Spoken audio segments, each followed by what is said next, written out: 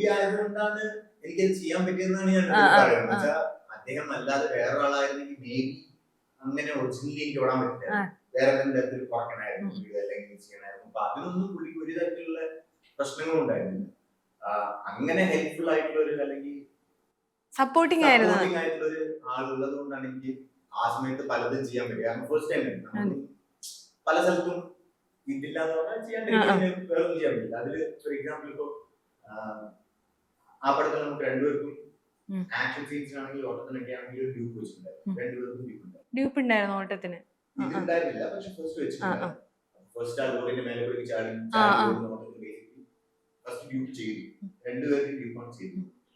അവർ ചെയ്തു കഴിഞ്ഞപ്പോ ഞാനിങ്ങനെ മനസ്സിൽ ഡ്യൂപ്പ് വേണ്ടായിരുന്നു. പക്ഷെ അത് നമ്മുടെ ഒരു പൊസിഷനിൽ മാത്രമാണോ അല്ലെങ്കിൽ ആക്ടർ എനിക്കത് ചെയ്യണം എന്നുള്ള ആഗ്രഹം കൊണ്ട് ഞാൻ അറിയും.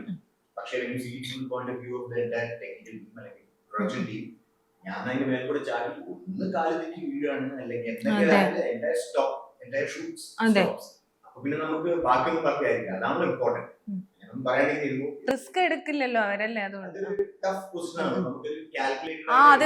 ആ ഒരു ഓട്ടം കണ്ടാൽ തന്നെ നമുക്ക് മനസ്സിലായി എല്ലാം കോടതിയിൽ നിന്നൊക്കെ ചാടി പറഞ്ഞ്